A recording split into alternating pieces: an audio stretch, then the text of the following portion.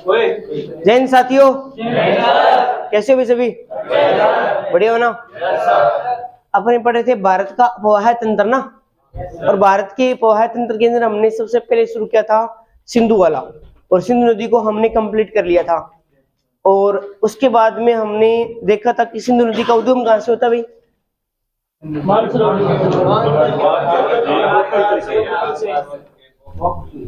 और ये भारत में प्रवेश कहां से करती है? दमसो कहां पड़ता है? और बाहर कहां से निकलती है? चिलास कहां पड़ता है?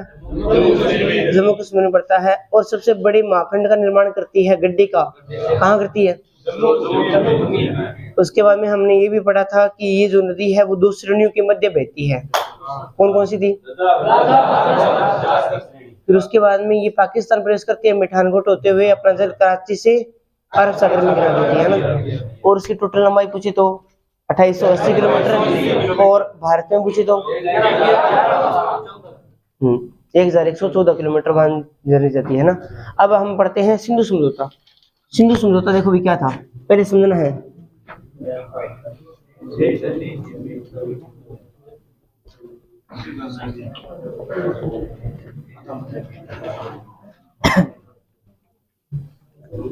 अब सुनो भी बात, आवाज नहीं आनी चाहिए, बिल्कुल भी आवाज नहीं आनी चाहिए। सुनो क्या हुआ था कि सिंधु की सहायक नदियां हैं, आपको पता ही है कि सिंधु को मिलाकर कुल कितनी हो जाएगी भैया? 6 हो जाएगी। देखो सिंधु, झेलम, चेनाब, रावी, व्यास और सतलज, अब 6 नदियां होगी, ठीक है। अब भारत वालों ने क्या किया कि भारत वालों को जब मन करता ना तो क्या करते कि पानी को क्या करते, रोक लेते, क्योंकि ये नदियां पहले भारत में प्रवेश करती है, उसके बाद में कहा जाती है, क्योंकि मैंने आपको बताया था कि पाकिस्तान के मिठानकोट में जाकर ये नदियां अपना संपूर्ण जल किसमें गिराती है? मिठानकोट में जाकर अरब सागर में गिरा है। तो गलत क्या बोल रहा है? दिन मिठानकोट में जाकर अपना जल है वो सिंधु नदी में गिराती है। तो मिठानकोट कहां पड़ता है? पाकिस्तान के अंदर पड़ता है। तो देखो भी अब भारत वालों के देखो क्या सिस्टम था कि उनका मन करता था ना तो क्या है कि ज्यादा पानी छोड़ दिया। अब ज्यादा पानी छोड़ दिया तो वहां की जो फसलें थी पाकिस्तान वाले भाग के अंदर वो तबाह हो जाती थी। कभी पानी नहीं छोड़ते थे, पानी नहीं छोड़ेगी तो वहां फसलें होगी क्या? फसलें नहीं होगी भाई, है ना।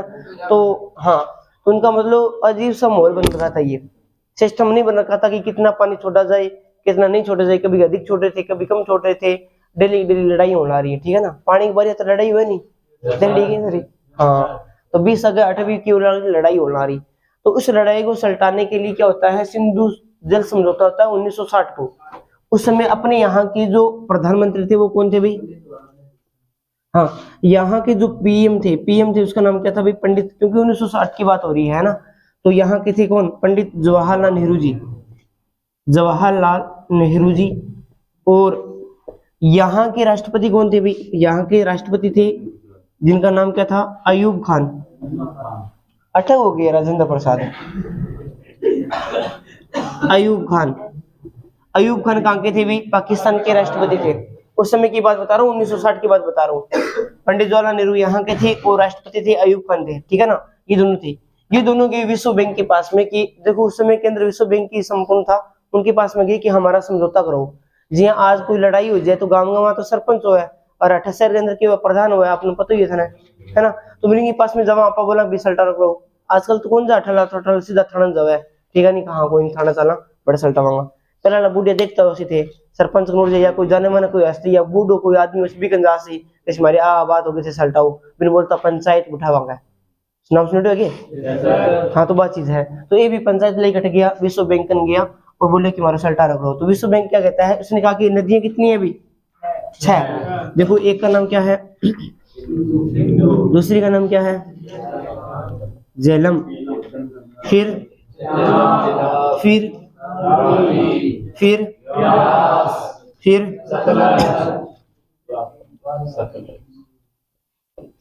सतलज। इन्होंने कहा कि नदियां कितनी? उन्होंने कहा भाई साहब नदियां तो अपने पास में 6 है। इन्होंने कहा कि ये जो 3 नदियां हैं, ये जो 3 नदियां पहले की, इनका लगभग कितना भाई? 80% कहाँ जाएगा पानी? 80% पानी जाएगा पाकिस्तान में, और पीछे कितना बचा भी? 20% पानी का यूज कौन करेगा? भारत करेगा। ये जो 3 नदियां बची हुई है, इन 3 नदियों के अंदर 80% का यूज कौन करेगा और 20% का यूज कौन करेगा? ये पाकिस्तान करेगा। ये सारा का सारा किस नाम से जाना गया भाई? सिंधु जल समझौता। सीधा प्रश्न आता है कि सिंधु जल समझौता हुआ कब था? 1960 को हुआ था। अपने यहाँ के पीएम थे जिनका नाम क्या था? पंडित जवाहरलाल नेहरू जी थे। वहां के राष्ट्रपति जी नाम क्या था? अयूब खान था। और यहाँ के व्यक्ति था रेमंड नामक का व्यक्ति था नॉर्वे का, उन्होंने इनकी अध्यक्षता की थी।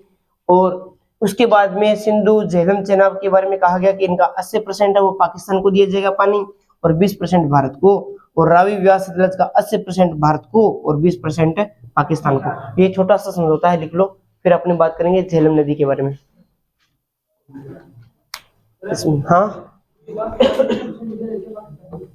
इसमें क्या बोल रहे हो? हाँ अभी तक यही चल रहा है सिस्टम। हाँ फिर वो तो फिर ना अपने यहाँ गंगा नदी का पानी चला जाता है तो भी उनका तो वैसे ही है। अब की बार गया था कुछ साल, बहुत सालों के बाद में। तो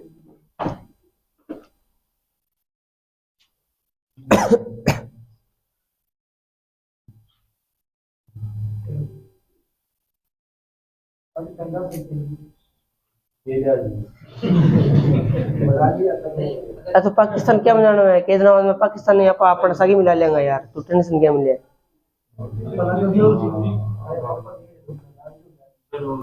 हर लागते देखो थे फौजी बनते देखो थे वही काम करना सर को। हाँ सिंधु झेलम चेनाब रावी व्यास और सतलज। आगे चलें।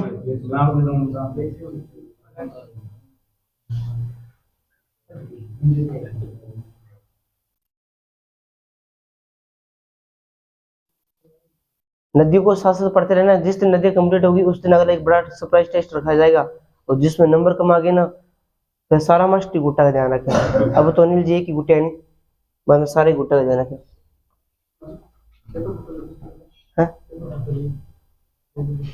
के लिए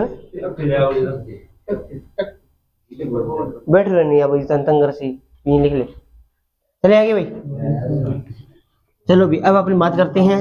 सबसे पहले किसकी बात करेंगे भाई? झेलम, फिर चेनाब, फिर रावी, फिर व्यास, फिर सतलज, फिर गंगा नदी। गंगा नहीं या तो कोई दूसरी नदी जो भी अपने अरब सागर में जल गिरा रही है वो अपने पढ़ेंगे पहले। वो प्रायद्वीपीय भारत की नदियां है ना, मैंने बताया था ना। अगर आप पहले प्रायद्वीपीय भारत की 3 नदियां पढ़ना चाहते हो तो वो पढ़ा दूंगा। प्रायद्वीपीय भारत में पहला सिंधु आता है, दूसरी गंगा आती है, तीसरी ब्रह्मपुत्र आती है, ठीक है ना। अगर आप उनका समापन के आधार पर पढ़ना चाहते हो तो समापन के आधार पर भी बता दूंगा। चलो भी अपने और बात करते हैं। यहाँ पे सबसे पहले किसकी बात करेंगे? झेलम। पहले समझो भी झेलम नदी याद आ रही है क्या? बहुत बहुत बार बताया था झेलम नदी के बारे में। तो एक श्रेणी पढ़ाई थी, आपको याद आ रही है क्या? कौन सी श्रेणी थी? ट्रांस हिमालय की 3 श्रेणियां थी। तीसरी श्रेणी का नाम क्या था? सबसे पहले अपन देखते हैं उद्गम के बारे में। पहले समझ लेना उद्गम के बारे में बात करते हैं। तो इस नदी का उद्गम है वो कहां से होता है? जल्दी से बताओ भाई। इस नदी का उद्गम, इस नदी का जो उद्गम जास्कर श्रेणी की, जास्कर श्रेणी में स्थित है। जास्कर श्रेणी में स्थित है कौन सी झील थी भाई? जास्कर श्रेणी में स्थित है शेषनाग झील से होता है भाई। एक और नाग था इसे यहाँ पे झील से होता है, ठीक है। और ये जास्कर श्रेणी है वो कहाँ पड़ती है भाई? ट्रांस हिमालय का भाग है। वैसे कहाँ पड़ती है? जम्मू एंड कश्मीर के अंदर पड़ती है। पहली बात तो ये ध्यान रखनी है। उसके बाद में आपको ये बात ध्यान रखनी है कि ये जो झेलम नदी है वो क्या करती है भाई? झेलम नदी वुलर झील का निर्माण करती है। वुलर झील का क्या करती है भाई? झील का निर्माण करती है। और वुलर झील क्या है भाई? क्या है? सबसे मीठे पानी की झील का नाम क्या है? वुलर झील है। कौन निर्माण करती है? झेलम नदी का उद्गम कहां से होता है? जास्कर श्रेणी किसका भाग मानी जाती है? ट्रांस हिमालय का। और अब एक क्वेश्चन और है, जास्कर श्रेणी की, जिसको बताओ ना वो सबसे हाथ खड़े कर लेना, जास्कर श्रेणी की सबसे ऊंची चोटी का नाम और उसकी ऊंचाई। नाम और ऊंचाई दोनों पता होना चाहिए भाई। नाम और ऊंचाई इतने पता हो रहे, बाकी सारा रात मार हो गए, पढ़ो कौन थे। हाँ तू बता भाई, बैठ जा। हाँ तू बता गया। हाँ तो रुक तो जा, बारी तो आने दे, आगे पूछ ला रही तो डेसरी। हाँ आगे तू बता। उसके बाद में हाँ आ गया तो बता आंसू, तू ये बता तू कि हाँ तू ये बता कि उत्तराखंड की सबसे ऊंची चोटी का नाम क्या है और उसकी ऊंचाई कितनी है। उत्तराखंड की सबसे ऊंची चोटी का नाम।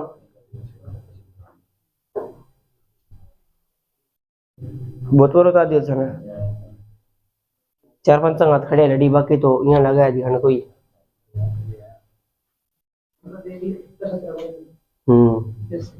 ठीक है ना, ध्यान रखना भी, पढ़ा करो साथ साथ में। झेलम नदी है वो वुलर झील का निर्माण करती है। वुलर झील भारत की सबसे बड़ी, वुलर झील भारत की सबसे बड़ी मीठे पानी की झील है भी, सबसे बड़ी मीठे पानी की झील है, मीठे पानी की झील है, पानी की झील है। कहाँ पड़ती है, उसके बाद में अपन बात करते हैं तो आपसे प्रश्न आ जाए कि जम्मू कश्मीर घाटी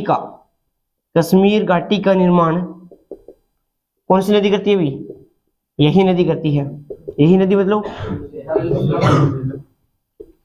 उसके बाद में आपको ध्यान रखना है कि यह नदी देखो भी, यह नदी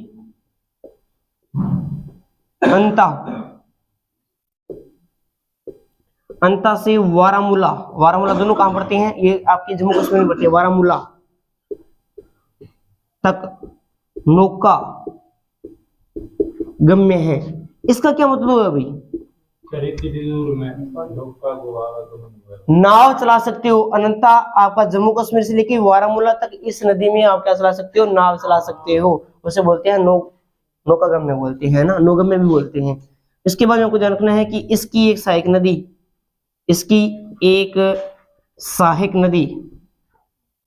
नदी नाम क्या है, किशन गंगा है, जिसे पाकिस्तान में नीलम नदी के नाम से जानते हैं। नीलम की नाम जाने जा रही, देखो कितना राज्य है, नीलम नदी के नाम से जानते हैं, नदी के नाम से जानते हैं। और इसमें 2 परियोजना भी चलती है, एक का नाम है उरी, एक का नाम है तुलबुल। पहले इतना लिखो, उसके बाद में परियोजना भी बता देता हूँ साथ साथ में, ये परियोजना कौन सी चलती है। परियोजनाओं से प्रश्न आएंगे, ये 100% श्योर है। लंबाई भी बता दूंगा इसकी कितनी है, उसके बारे में भी चर्चा करेंगे। एक बार इतना लिखिए,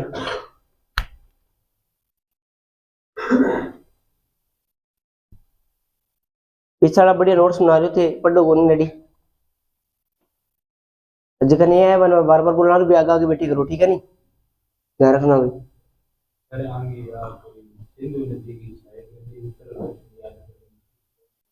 अरे तो 5 तो नदियां हैं, झेलम, चनाब, रावी, ब्यास, सतलज, के ट्रिक बनाओ, कितनी ट्रिक बनाओ, तो तू तेरी ट्रिक बना ले, खुद की बना ट्रिक ज्यादा याद रहेगी। खाना तो बस पका के जमा और परोस के दे दो, थाना तो बस खाना चाहिए बस। हाँ थोड़ी सी ट्रिक बना लो अपने आप, ये ट्रिक से याद नहीं रहता है, पहली बात ये है, ट्रिक भूल जाओगे। जहां पे ट्रिक की जरूरत होगी वहां ट्रिक बताएंगे आपको, यहाँ पे ट्रिक की जरूरत है, छोटी छोटी चीजों की ट्रिक नहीं होती है। दर्रों की ट्रिक इसलिए बताई थी क्योंकि दर्रे इंपोर्टेंट है, वेरी वेरी, और ये बड़े एग्जाम में लेवल में पूछ रहा था कि उत्तर से दक्षिण क्रम बताओ, first grade second grade RS के अंदर, उधर ही आपके तो वैसे आती आती है, इसलिए बताई थी। याद रहे तो बढ़िया बात है, ना रहे तो और ही बढ़िया बात है, लोड को लेना दिमाग पर है। हाँ फिर ठीक है, आगे चले, उतार जल्दी से, आगे चलते हैं।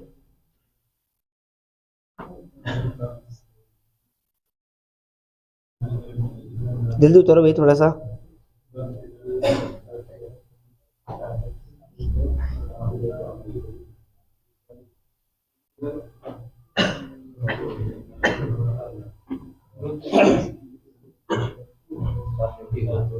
उतार दिया चलिए, ऊपर वाला रफ कर देता हूं मैं। देखो भाई एक बार और देखो मेरे साथ में, झेलम नदी की हम बात कर रहे हैं, उद्गम कहां से होता है इसका?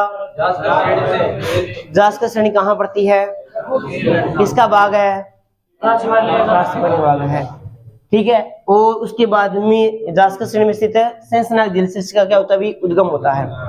झेलम नदी वुलर झील का निर्माण करती है, और वुलर झील है वो भारत की सबसे बड़ी मीठे पानी की झील है। कश्मीर घाटी का निर्माण कौन करती है भाई? झेलम नदी करती है। और यह नदी अंता से वारामूला तक क्या है? नौकागम्य है, यहाँ पर अपनी नाव चला सकते हैं। इसकी एक सहायक नदी है, नाम है कृष्णगंगा, इसे पाकिस्तान में नीलम के नाम से जाना जाता है। अब हम बात करते हैं, इसके ऊपर दो परियोजना चलती है। दो परियोजना में एक का नाम क्या है? उरी परियोजना, और एक का नाम है तुलबुल परियोजना। नाम सुना है क्या अभी आपने? तुलबुल को नहीं, तुलबुल है। हाँ, अरे तुलबुल को नहीं। पहलो है उरी परियोजना,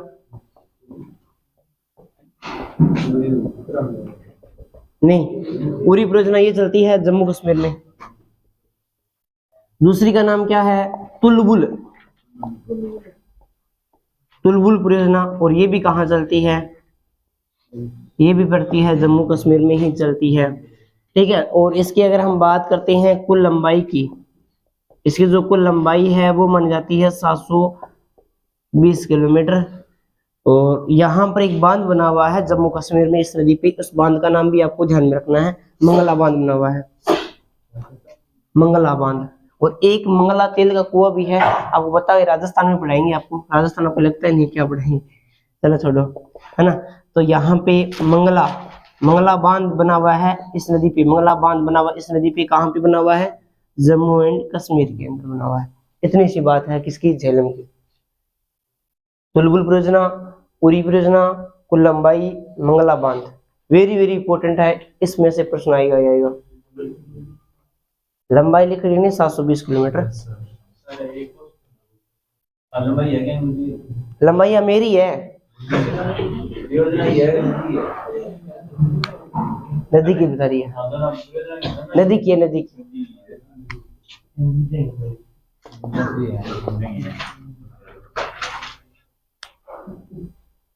हाँ बता के क्वेश्चन कैसा हो? वो तो उरी के अंदर भी हमला हुआ था, आपको पता हुआ? तो हुआ था ना, हाँ। वहाँ एक रेजिमेंट का गठन भी किया गया था, आपको पता हुआ है, एक टुकड़ी भी गठन हुआ था, है ना। चलो आगे चलेंगे अपने। अब देखो भी अपनी और बात करते हैं, एक आवाज ना करो रे, फायदा मरोगा। अपने बात करते हैं अभी चेनाब के बाद में कौन सी आ जाती है? झेलम, चेनाब। चेनाब की बात करते हैं। आपको चेनाब नदी का उद्गम याद आ रहा है क्या? कहां से होता है? दर्रे का नाम क्या है? बड़ा लाचला दर्रा। बड़ा लाचला दर्रा कहाँ पड़ता है? हिमाचल प्रदेश की दर्रों की ट्रिक किसको याद नहीं है? किसको याद नहीं है? हिमाचल प्रदेश की दर्रों की ट्रिक किसको याद नहीं है? हाथ खड़े करना, पूछ लूंगा मैं। भी याद है? 1 2 3 4 5 नहीं याद कौन रहा? हाँ तू बता क्या ट्रिक की? तो जान कटो है, क्वेश्चन क्या पूछो मैं? क्या ट्रिक? डोरो को चेनाब नदी देखो भी, इसका उद्गम देखो भी, इसका उद्गम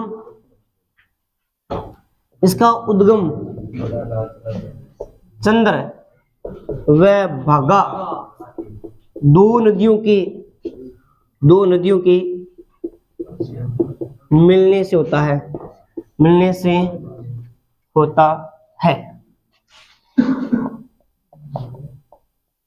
और इस नदी का जो उद्गम है, ये जो नदियां हैं वो कहां से निकलती है? इस नदी का उद्गम अगर दर्रा पूछ ले तो कौन सा हो जाएगा? बड़ा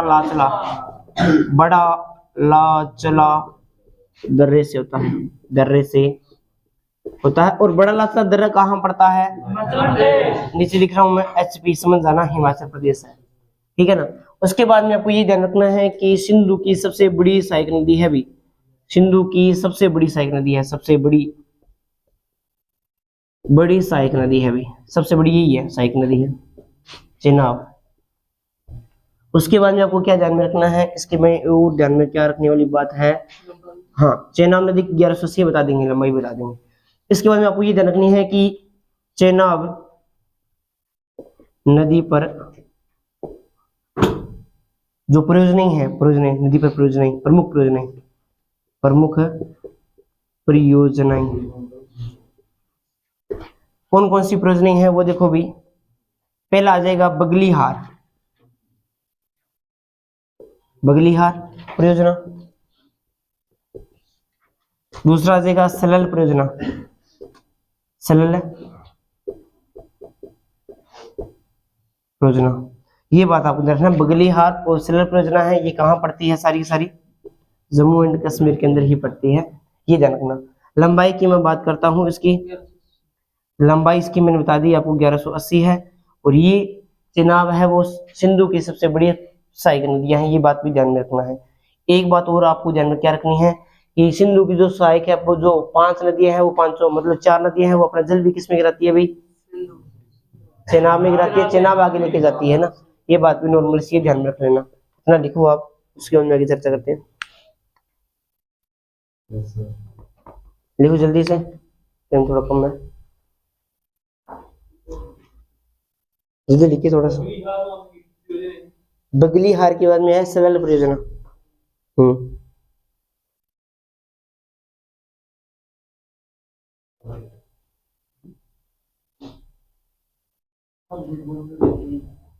नहीं बंद होगा, वो दिखवा दें, टेंशन क्यों ले रही हो आप।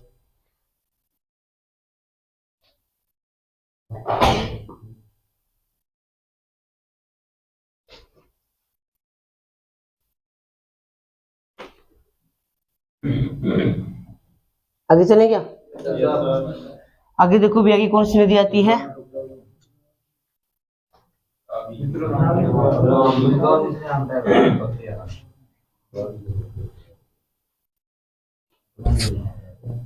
अब नदी आती है जिसका नाम क्या है, रावी है ना, हाँ रावी, झेलम चेनाब रावी, हाँ रावी आई। रावी देखो भी, रावी नदी का उद्गम मैंने बता रखा है, रावी नदी के बारे में भी। कौन से दर्रे से होता है, रोहतांग दर्रा कहाँ पड़ता है, हिमाचल पर बड़ी चिपली रहती है ना। तो इस नदी का उद्गम, इस नदी का उद्गम है वो रोहतांग दर्रा, रोहतांग दर्रा। और रोहतांग दर्रा कहाँ पे पड़ता है भी, दर्रा HP से होता है। वेरी वेरी इंपॉर्टेंट है, इसलिए रोहतांग दर्रे के बारे में बताऊंगा, ध्यान रखना, थोड़ा सा बताऊंगा।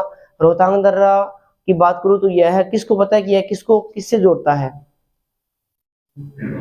आप बोलना नहीं, हाथ खड़ी करना है, यह किसको किससे जोड़ता है, इतना बताना है। 1 2 3 तीनों को बता रहे, दर्रा था ना, कितनी बढ़िया तरीके से याद करवा दिया, फिर ही भूल गया। हाँ तो बता भाई, हाँ बिल्कुल, देखो भी नोट में आपको ध्यान में रखना है, यहाँ पे फिर लिखवा रहा हूं मैं, इंपॉर्टेंट है। रोहतांग दर्रा, रोहतांग दर्रा, दर्रा लेह को कुल मनाली से, कुल्लू मनाली से, अरे मनाली याद है क्या,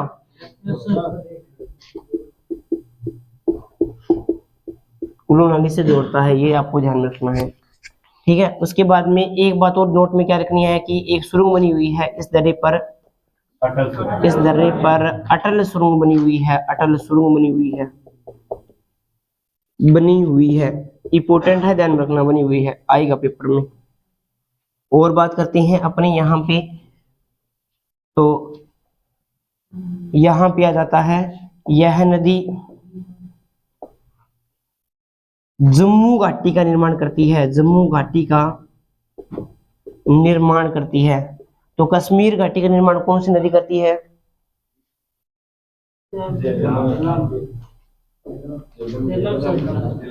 इधर में गोड़ हो गया सर, तो और किस और सुबह सर तो यह नदी जम्मू घाटी का निर्माण करती है, ध्यान रखना भाई, जम्मू घाटी का निर्माण करती है, ये बात आपको ध्यान रखनी है। और बात की अगर हम बात करते हैं रावी नदी की, तो इस नदी के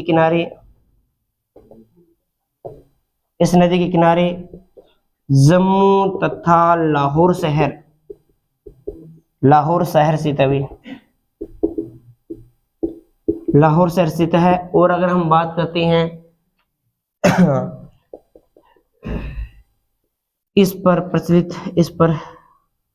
इसकी प्रमुख परियोजना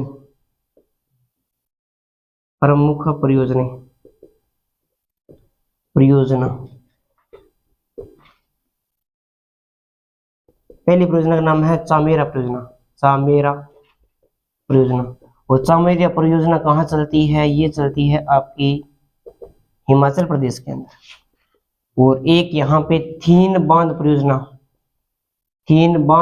चलती है, और एक चलती है आपकी यहाँ पे रणजीत सागर बांध परियोजना, रणजीत सागर है क्या दरे पे किसको पाई? अच्छा ये क्या, ये अटल शुरू नहीं है, रणजीत सागर बांध परियोजना चलती है, बांध परियोजना है। कौन दिखा है? हरते तो दिखा है, चामेरा परियोजना तक दिख रहा है ना, कोई ना, ये ऊपर लिखवा देंगे। हाल ये तो लिखो, फिर ऊपर लिखवा देंगे, लिख लियो, ऊपर वाला रफ कर दो, लिखो फिर ऊपर वाला लिखो। क्या बता दे? ऊपर वाला मिटा दें, आ लो।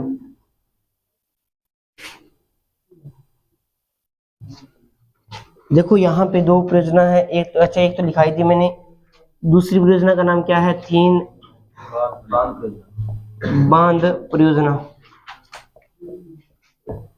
और एक का नाम क्या है? रणजीत सागर बांध परियोजना। ये जो परियोजना चलती है, दोनों की दोनों कहाँ चलती है? ये चलती है आपकी जम्मू कश्मीर व पंजाब की सीमा पे चलती है, पंजाब की सीमा पे चलती है। ये थोड़ा सा ध्यान रखना ना, थीन बांध है, ये ध्यान रखना थोड़ा सा, थीन बांध परियोजना है, और एक रणजीत सागर बांध परियोजना है, एक चामेरा परियोजना है, ये ध्यान रखना, इसकी नदी की परियोजना है। परियोजना पूछी जाती है, परियोजना को बार बार पढ़ लेना आप, है ना, कोई चीज याद रहे ना याद रहे, परियोजना पूछी जाती है, या जो बांध लिखाऊंगा वो याद कर लेना, इंपॉर्टेंट, जल्दी लिखो, आगे चलते हैं अपने क्यों होना है।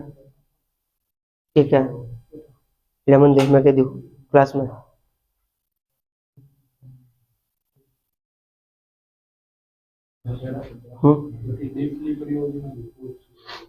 थारे पेपर में कौन पूछा?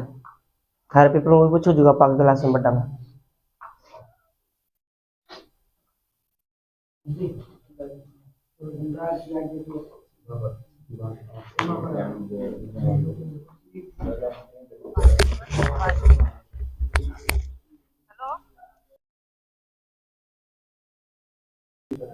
चलिए आगे आगे देखो भी अपने और बात करते हैं। अब कौन सी रहेगी आपकी? व्यास।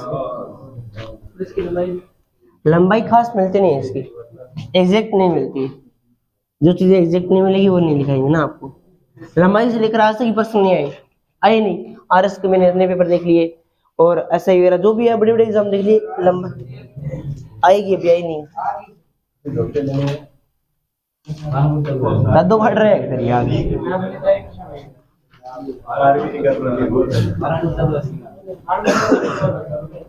अरे आवाज मत करो, अपनी बात करते हैं कौन सी भाई? व्यास। व्यास नदी की बात करते हैं। देखो व्यास नदी की बात करते हैं, ये मैंने आपको बता रखा था कि इस नदी का उद्गम, इस नदी का उद्गम व्यास कुंड, और व्यास कुंड कहाँ पड़ता है? हैं? हाँ, इस नदी का जो उद्गम है वो व्यास कुंड हिमाचल प्रदेश से होता है, ये बात आपको ध्यान रखनी है। और व्यास की अगर मैं और बात करूं तो यह नदी धौलाधर श्रेणी का निर्माण करती है। अब एक बात लिखा रहा हूं, वेरी वेरी इंपॉर्टेंट है, ध्यान में रखना, इस बात को नोट में लिखा रहा हूं, और वेरी वेरी इंपॉर्टेंट है कि एकमात्र ऐसी नदी जिसका उद्गम भारत में होता है तथा भारत में ही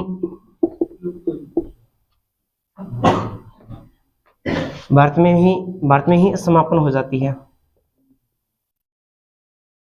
वेरी वेरी इंपॉर्टेंट प्रश्न आ चुका है, ध्यान रखना भाई।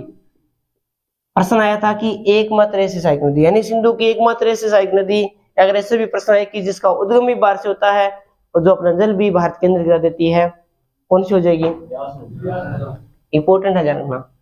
उसके बाद में आपको ये भी ध्यान रखना है कि व्यास व सतलज नदी जहां पर मिलती है वहां पर हरिके बैराज बांध बना हुआ है। और हरिके बैराज से क्या निकलती है भाई? इंदिरा गांधी नहर परियोजना IGNP निकलती है, आपको पता होगा। पहले इसका नाम राजस्थान नहर था, जब कंवर सिंह यहां से लेके आए थे। और आपको पता क्या हो गया? दर्द है क्या काने में? चलो सुनो भाई, अपने और बात करते हैं कि हाँ, नोट में लिखना है एक बात है कि हरिके बैराज से एशिया की सबसे बड़ी मानव निर्मित नहर, एशिया की सबसे बड़ी मानव निर्मित नहर इंदिरा गांधी नहर का उद्गम होता है। इंदिरा गांधी नहर का उद्गम होता है। एक पोंगा बांध का नाम सुना है क्या आपने? पोंग बांध कर लो, पोंगा कह दो, कोई जगह पोंग बांध भी इसी नदी पर कहां पड़ता है? ये पोंग बांध कहां पड़ता है? हिमाचल प्रदेश के अंदर पड़ता है, ध्यान रखना। पोंग बांध यहाँ पे बना हुआ है, और एक हरिके बैराज बांध बना हुआ है जहां से निकाली गई है, और एकमात्र ऐसी नदी है जिसका उद्गम भारत से होता है और भारत में ही समापन हो जाता है।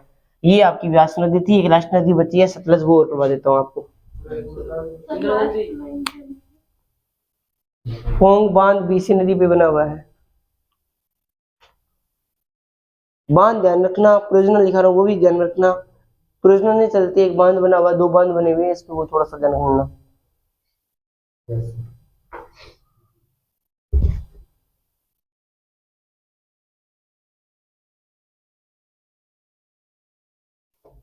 चलिए आगे।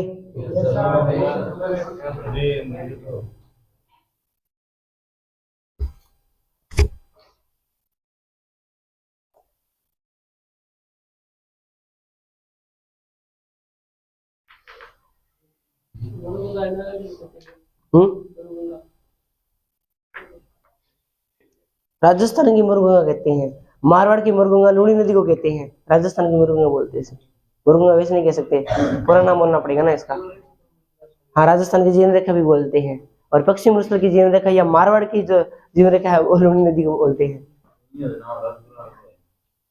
अरे अलग अलग नाम है, अगर पूरे बोलेंगे ना आप, अलग अलग क्षेत्र के अलग अलग नाम जानते हैं ना इसको। हाँ, अलग नाम से जानते हैं, अलग अलग प्रकार से है ना, इसकी ब्रांचें बनी हुई है यहाँ पे सब। तो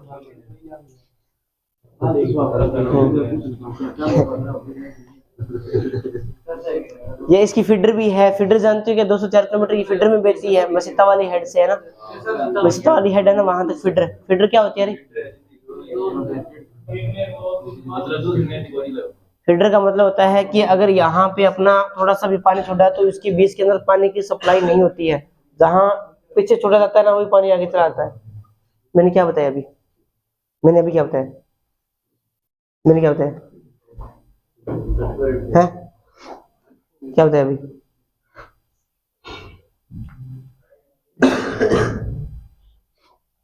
दोनों की सर्विस और करानी है जा रहा क्या? एक और तीन की तू अंगी कराओगे अंग कराओ जा रहा की समझो तो करने को नहीं है, समझो तो कर लियो फिर मैं तीन में उठूंगा फिर पढ़ लियो। अगर काम की चीज बताना नहीं था फालतू एक भी चीज को बताऊं मैं फिल्टर बता दिया था। हाँ मसीता वाली हेड है ना, वहां से इंदिरा गांधी नहर अपनी परियोजना पढ़ाऊंगा ना मैं आपको, जो उसमें पूरा बता दूंगा। एक बार अभी लंबा हो जाएगा थोड़ा सा टॉपिक है ना, इसलिए नहीं बता रहा हूँ लंबाई कहाँ तक है। पहला चरण कब चला था, दूसरा कब चला था, पहले चरण में कितनी लिफ्ट नहरें बनी थी, कितने सारी, वो सब कुछ अपनी बात करेंगे है ना, वो चीजें। हाँ लंबाई वगैरह सब कुछ बताएंगे आपको, पहले चरण में कितनी थी, दूसरे में कितनी थी, वो सब कुछ बता दूंगा मैं अलग अलग डिवाइड करके ना। अब अपनी क्लास बची है, पहले उसको कंप्लीट करते हैं। सतलज नदी को, सतलज नदी को, यह नदी या इस नदी का उद्गम, इस नदी का उद्गम कहां से होता है बताइए जल्दी से। सिपकुला तरफ को बोले हो रहा है, देखिए मैं अकेले खड़े। इस नदी का उद्गम राक्षस, हाँ तो फिर तो गलत क्या पढ़ा तुम, राक्षस ताल झील से। ये झील कहां पड़ती है रे?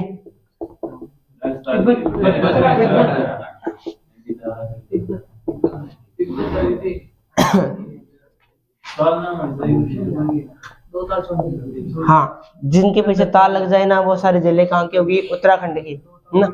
नैनीताल हो गया, भीमताल हो गया, सात ताल हो गया ना, ये सारी सारी काम पे है उत्तराखंड में। लेकिन दो ताल छोड़ के, एक तो अपनी सूरज है और एक अपनी चांद है, यानी चंद्र ताल और सूरज ताल दोनों काम पे पड़ती है हिमाचल प्रदेश में। और जिनके पीछे नाग लग जाए ना, शेष नाग, बेरी नाग, नागिन नाग, नागिन दो मुंह वाली बांडी की भी आ जाए, सारी सारी जिला घटाओ जम्मू कश्मीर में है ना। डल झील भी कहाँ पड़ती है? जम्मू कश्मीर में पड़ती है ना, एकमात्र ऐसी झील जिसका पानी सर्दियों में, यह नदी भारत में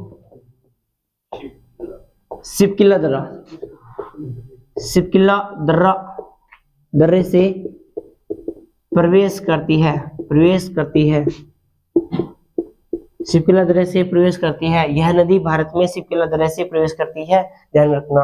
अब आपको रवि बताएगा कि सिपकिला दर्रा किसको किससे जोड़ता है, बता देते हैं, छूट मिल जाएगी।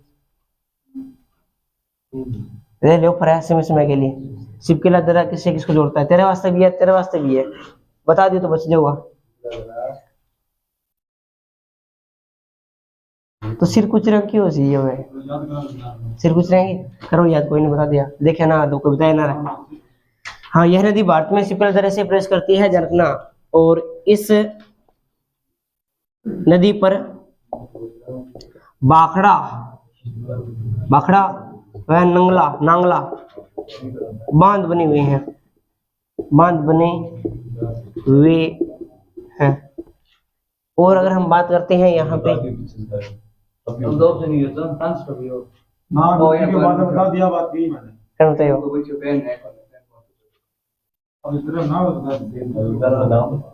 इस नदी पर बाखड़ा व नांगला, एक मिनट, इस नदी पर बाखड़ा व नांगला बांध बना हुआ है। बाखड़ा बांध कहाँ पड़ता है भाई? बाखड़ा बांध कहाँ पड़ता है?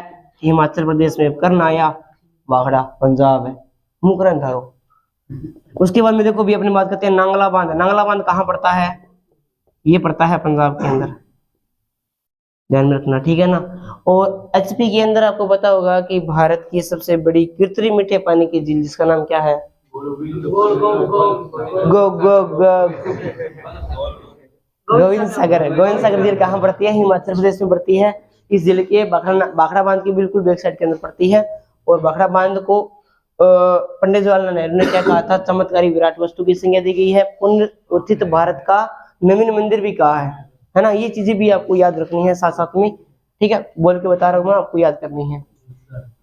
तो ये छोटा सा अपना ये 5 नदियां हमने कंप्लीट किया है, ध्यान में रखना, ठीक है ना। आज हमने 5 नदियां कंप्लीट की हैं, कल आपको मैं एक नई नदियां पढ़ाऊंगा और मिलते हैं अपने कल।